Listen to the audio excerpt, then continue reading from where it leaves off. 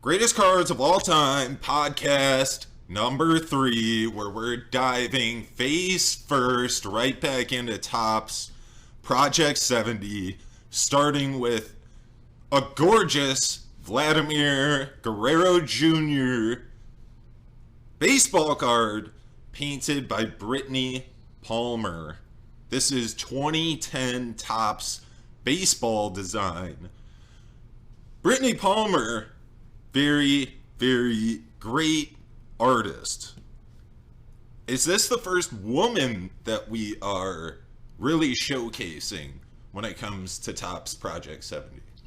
I didn't think about that. Is this the first female This artist? might be the first female artist, and I mention that because you can almost sense it in the artwork. You can almost see the wispy birds that she has painted there. It's like, really, I don't know if a guy could paint birds like that. That's what really caught my eye. It's like when you get a note from a girl at school or something when you were younger and you're like, you could tell a girl has written this. This is girl's handwriting. This is girl's artwork. That's the feel I get when I look at this Britney Palmer card. But the Blue Jays are just really well painted. I really like the card. You could tell it's Vladimir Guerrero Jr. Sometimes you really can't tell when it comes to this custom art, but this is a card you could tell that's the player. And it comes with very exclusive, detailed, gorgeous artwork. Right. Definitely, a more realistic picture so you can tell who it is, unlike some of the other Project 70 cards that we've looked at. Britney Palmer, actually, interesting fact, she is a ring girl for the UFC, or at least used to be. I'm not sure if she still is. As far as the female... I find that very cool. I find that very cool because, she's a contemporary artist. She's known for her vibrant portraits. You can see that showcased here in this Vladdy card. And she does abstract paintings, too, that have been featured in galleries and charity auctions around the world, which is very cool. So she definitely gets some screen time, and she gets some gallery time and some auction time, so she's very successful, and she finds herself on this Topps card too, so that can only help the career. Yeah, so another thing, I've been saying pop run, I think, before, a pop report. Print run is probably the way I should refer to it. Yeah. The pop report's more to do with like PSA grading and what have you. So as far as the print run on this is actually the lowest print run on all of the cards that we're covering today. Really? Yeah, only 1,580 of these, which is pretty low. That's not going to be in the lower 10. I think you have to be like less than 600 to be in the lower 10. But still, very low print run. It's a very popular player. The Jays are picked to do some damage. I think we should mention, that comeback they had in opening day was just absolutely epic. I don't know if that was the biggest comeback ever on an opening day game. I wouldn't be surprised they were down like 6-0 and they came back to win. The win probability for the Rangers at that point was probably like 99.9% or something stupid like that, and they ended up losing that game. So they're stacked. They are stacked. Awesome. Bo Bichette, Vladimir Guerrero Jr., they're all good. I can't say I noticed the female touch on this necessarily, but either way, it's a cool card. Do like the Blue Jays flying around. That's sweet. It's a little brighter, I think. I think it's a little brighter, that blue, that sky blue to match the Blue Jays. I think probably a little brighter than natural, so... Very cool card. Before we move on to the next card, as far as the print runs, I'm pulling that information from Beckett.com just as a reference there. A little more on Britney Palmer. She's a true philanthropist, supporting many charitable organizations. She does a lot of good for the community around her, and, that only helps her career, too. That only helps her artwork get spread and people searching her name. The W Hotel in Hollywood also has some of her bold paintings on display too. So people are seeing her artwork probably without even noticing it's her. The second card we look at today is going to be by a familiar artist if you've been following our series on the Topps Project 70. It's Urmsy, my favorite artist in the whole set. And this is a twist on the 1985 Topps baseball design and Garbage Pail Kids. I love this card. This might be my favorite card that we are going to take a very close look at today. You have the Peel Here sticker in the top left there. Bad Vlad, probably the coolest Garbage Pail Kids name, accompanied with the coolest Garbage Pail Kids logo, and an awesome player in the game right now. I love this whole thing. I love the blue. Matches the Blue Jays logo pretty good, but still offsets it a little bit just to make it more noticeable.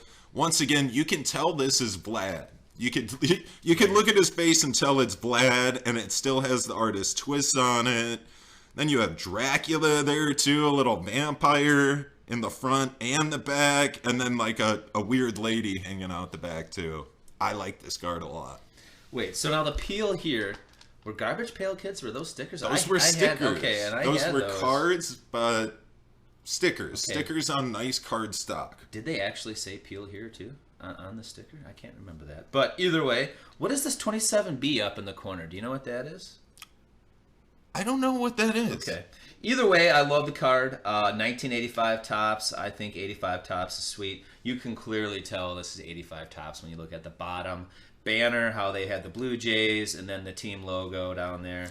I'm guessing what the 27B is. It was like the Garbage Pail way of showing what number it was in the set. That's what I'm thinking too.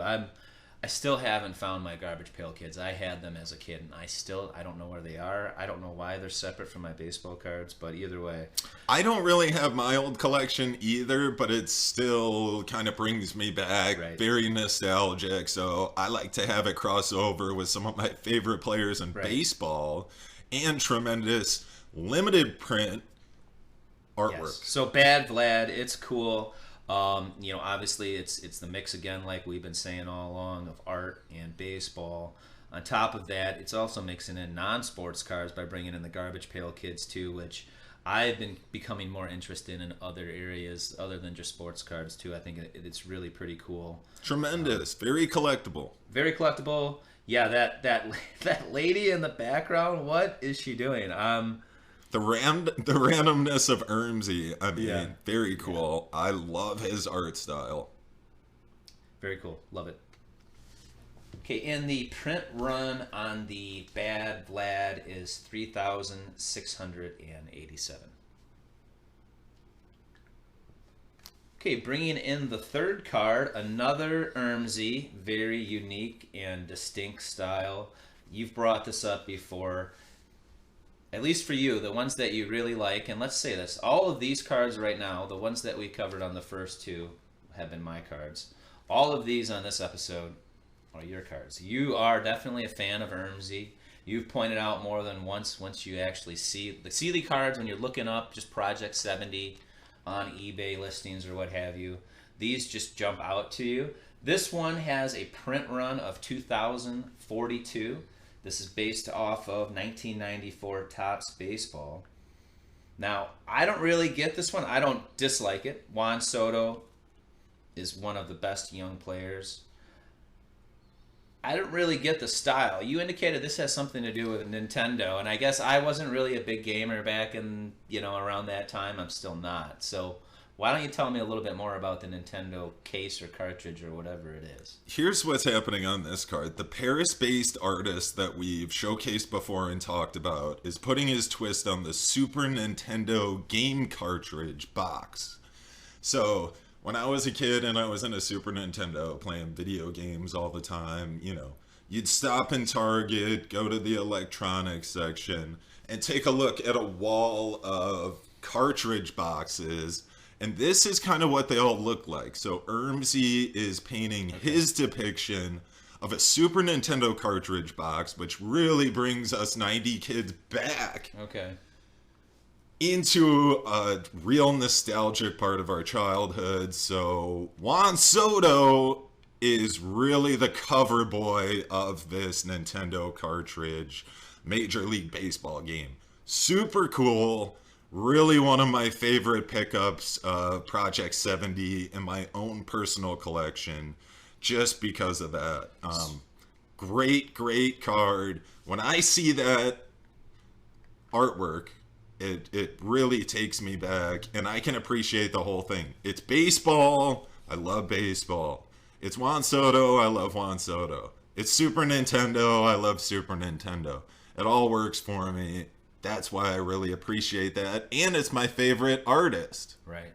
You know, considering Soto is one of the young top prospects or stars, not even prospects, stars in baseball, the print run's pretty low on this. I know I said it's 2042, but again, just, you know, thinking about Soto rookie cards or how many cards they're printing right now, this is a low print run. This is a very unique piece of art. Again, we've said it a million times, but exactly, in a world of overprinting, if you like a rare Juan Soto card, oh, it happens to come with custom artwork from a tremendous artist too, and it's gonna come in a one touch for you. Very collectible, very rare.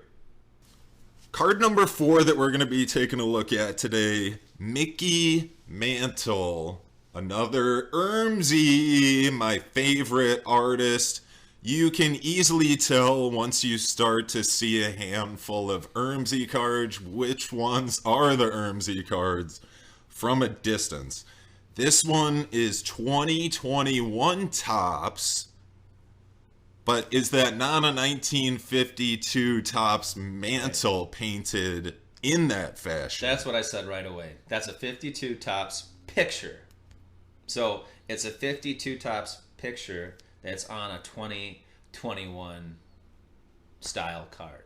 So this one's gonna appeal to baseball card collectors of all teams and Yankee fans and Urmsy collectors, which I happen to be. This is from my personal collection.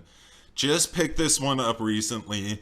Really like the bottom left corner with the Yankees OG logo in there. Really well done. Mickey Mantle card. This is the cheapest Mickey Mantle card.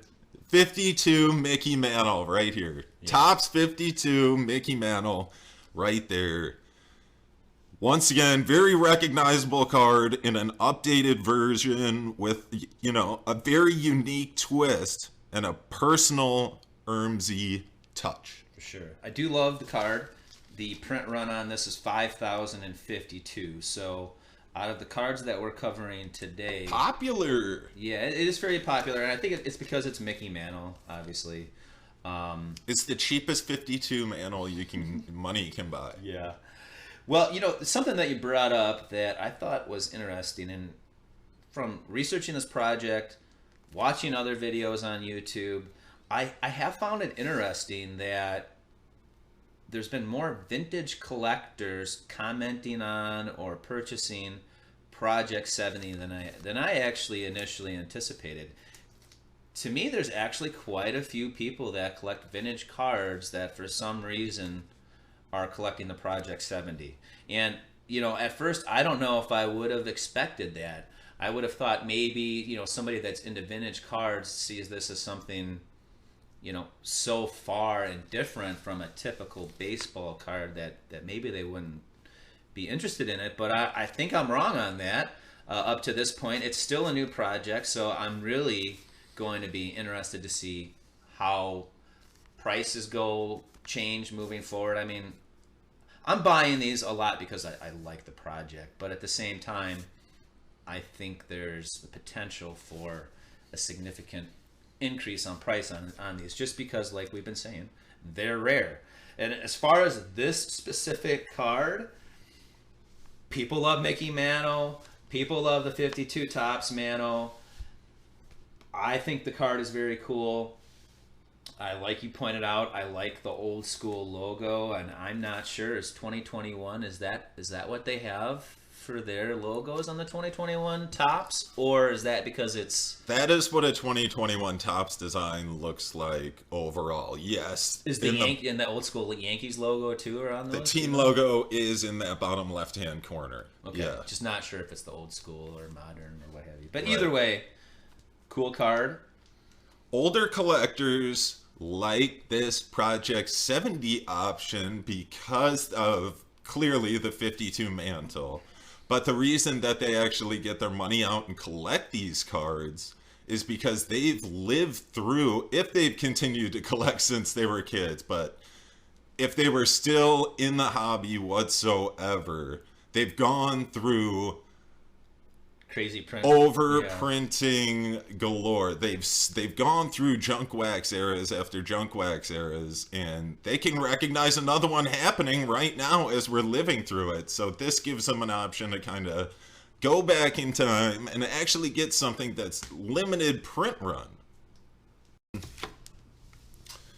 Card number 5 we're taking a look at today. What do you know? The Urmsy parade continues. Urmsy and Project 70, all of my favorite cards. Kinda showed this one on the channel before. Ken Griffey Jr., a Pokemon twist. Urmsy knows how to please 90s fans. If you love 90s era anything, Urmsy can cover it in really a nice style. This Ken Griffey Jr. card, twist on a Pokemon card by Urmsy. I like it a lot. Always love the Mariners blue. And then this time you do get the yellow border, reminiscent of a Pokemon card. Love this card. Cool card. Yeah, yellow border does make it distinct from a lot of the other cards in the set. This is actually 1996 Topps. As far as the print run, this is the highest print run out of the cards that we've covered today, 6,537, and this is number 702 in the set. And you've also pointed out to me that in his little cartoony baby Griffey back there, he does have a backwards hat. Kind of what Ken Griffey Jr. brought into the game in the 90s. Yeah, so there were, I don't know if it was during an all-star game or if it was just before the game had started or during batting practice. I don't remember exactly, but at some point he was on the field wearing his hat backwards, and I think some of the old school baseball fans didn't like it for some reason, but... The traditionals. Yeah, that's right. So, it's a cool... it's I think that's why he's got the hat backwards. I mean, I'm not sure what the artist was thinking in that little picture, but pretty cool. The next card we have to look at, side by side, both Mariners cards look amazing. Those two cards next to each other are wonderfully complementary, is all I will say. We'll take a closer look at the Kyle Lewis. This one is also by a brand new artist we haven't seen before on this channel, Jacob Rochester. This is his variation of what a Kyle Lewis 1958 Topps would look like. This artist is also an illustrator, painter, and graphic designer, so he takes his talents across the board when it comes to any sort of artistic materials. And guess what? He also mixes top-level hip-hop beats, so he's also a musician of sorts as well.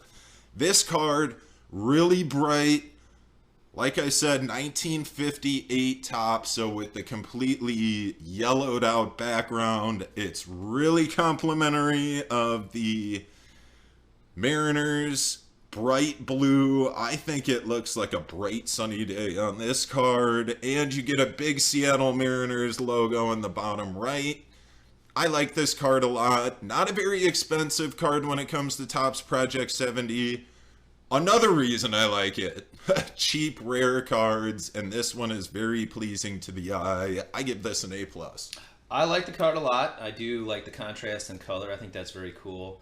Another interesting aspect is just the image itself. Now, it's a very realistic picture or painting, but what's kind of unique is just, the symbol or what he's doing. That image is not something that you would see normally on a 1958 Topps. 1958 Topps, Yeah. it would be something completely different.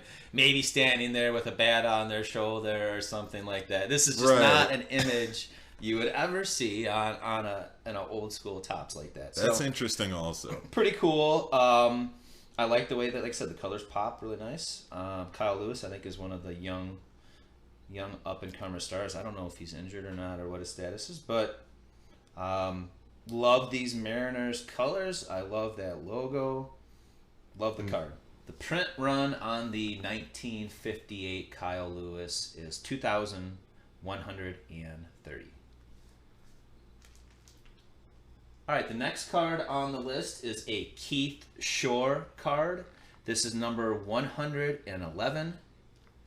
This is based off of 1981 Topps, which I am a huge fan of. I like the hat and the logo, what have you, in the bottom left corner. I like the white and green borders. As far as this particular card, the print run on this is 2,190. Mad Max is... Transforming? Is he transforming into a werewolf? Kind of a teen wolf kind of... You pointed that out to me. I mean, if you took a look at it, you could kind of see that, his hands and what have you. But then it's like, yeah, Teen Wolf. Did you ever see the movie Teen Wolf or the movies Teen Wolf? When once he goes out on the floor, he transforms into this, next level. Well, obviously transforms physically too, but I kind of see that in Mad Max. This guy's pretty intense when he's out there on the mound. Two different color eyes, you can clearly see. I'm a big fan of the card. What do you have to say about it? I had this one in my shopping cart for a while as I was perusing Topps Project 70 cards. Eventually pulled the trigger on it. This is another cheap option if you're looking to get into Project 70. Another cheap option, you get a very nice player, very recognizable Keith Shore artwork. You know it's him right away once you're familiar with his artwork. And I love this card. You get a Mad Max, you could clearly tell both of his eyes are different colors, one of his signatures. And I think it's kind of a Teen Wolf thing. He's transforming into a beast and a monster like he usually does out there on the mound. A little bit more about Keith Shore. He's also an illustrator and art director out of Pennsylvania. And McKellar's Beer. I don't know if you've ever heard of McKellar's Beer, but supposedly they have a very recognizable logo on their labels, and he does the artwork for that beer company. McKellar's Beer, Keith Shore does all the artwork for their labels, so that's also very cool about this cartoonish style artwork by Keith Shore. The last card we'll be looking at today, another Keith Shore art design. This time, it's a Mike Trout rookie card with Shohei Ohtani on it also. This card is unbelievable. Once again, Keith Shore took me a while. I would always see it out of the corner of my eye. Now it's kind of growing on me, especially picking these two cards up.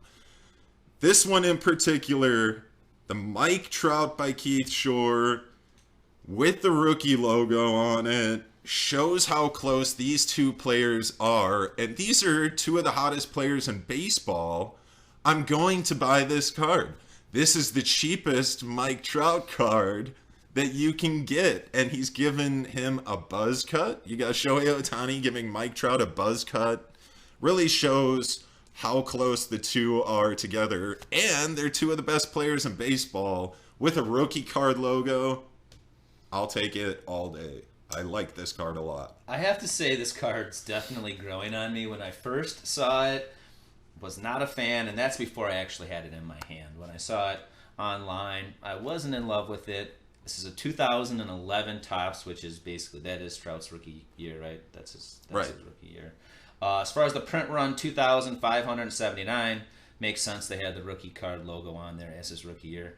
How old was Ohtani back in 2011? What is he, like a 9-year-old giving Trout a haircut? No, I mean I like it. It's a cool card. He's got the hair sprinkled on his jersey. It's just a weird card. It's a weird card with weird, but it matches up with that weirdish style of Keith Shore. Yeah. That's why I like the card. It kind of goes well with that artwork. You're like, what's going on here? Right. Crazy, goofy stuff happening in the background with crazy, goofy artwork. Eight-year-old Otani's giving like a haircut right here. So, Yeah. no. Cool card. I like it. Little bit more about Keith Shore again. Getting his paychecks from McKellar's beer labels, getting his artwork out there. McKellar Beer, a Denmark beer brand, and has a U.S. brewery location in San Diego. So a Denmark brewery, but still kind of some American ties here in San Diego too. Very cool card by a very cool artist with 2 very cool baseball players on it. Thank you for taking the time to enjoy this Topps Project 70 Spotlight. More of these up close and personal card sessions in the future for Project 70 and more. On the Greatest Cards of All Time podcast.